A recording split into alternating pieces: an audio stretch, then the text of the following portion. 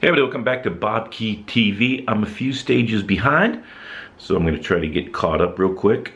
Magnus Court, Carcassonne, breakaway, killed everybody. Michael Valgren, his teammates set that up. No changes to the GC. The stage will probably be also remembered for the farmers' protest, where they put hay bales in the road. Faced that many times. And if I recall correctly, the race director would go forward, at least hear the grievances, and then ask for the peloton to be allowed to proceed. And a few stages that I did were annulled because of those in the Giro d'Italia. I remember that. There was one rider off the front by himself, so they just gave him the stage win. And nobody, we weren't going to catch him anyhow. So that wasn't too big of an issue, but the police sprayed some tear gas to disperse the protesters, who were pretty rowdy, to be honest, and didn't check the wind direction, so blew over the peloton and got into the eyes and breathing of some of the riders. And unfortunate, doesn't happen very often, but I'm not sure.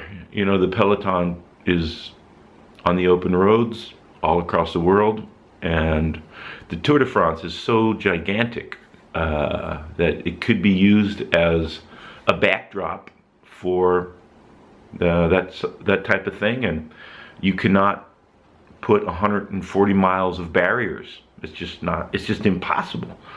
And I have to commend the peloton for getting through there safely to the best of their ability and slowing down. Nobody crashed.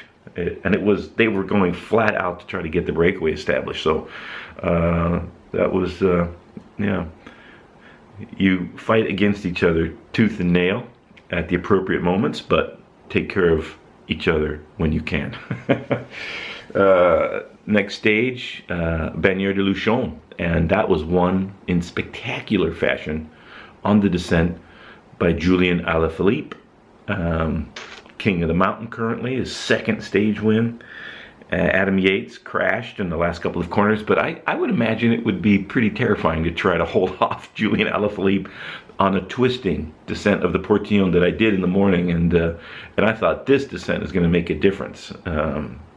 It did so in the breakaway, but in the peloton, no difference, no change in the GC, and Geraint Thomas looking more and more solid. Chris Froome was strong. Tom Dumoulin.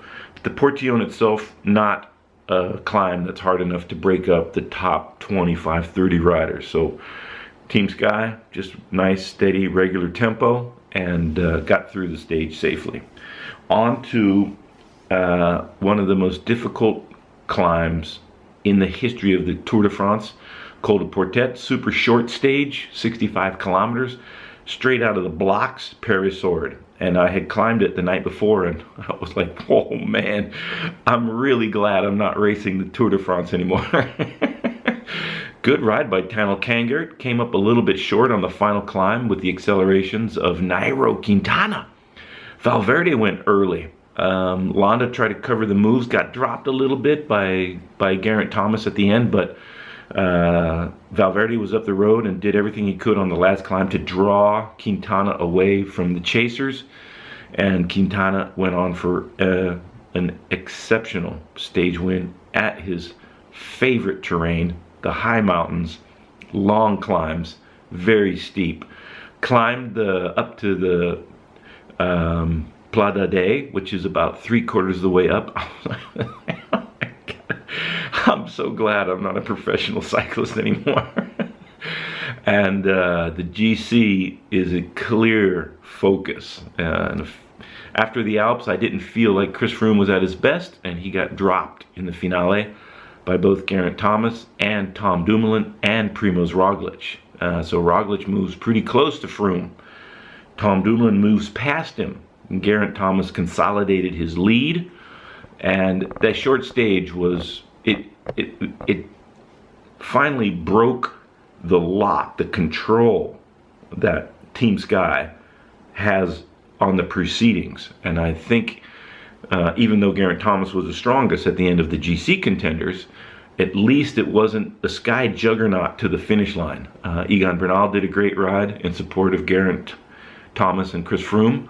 But once Roglic started attacking, Tom Dumoulin, Geraint himself, and Roglic, of course, it was really an exciting stage. So I think you can be rest assured they're going to look for more of those in the future.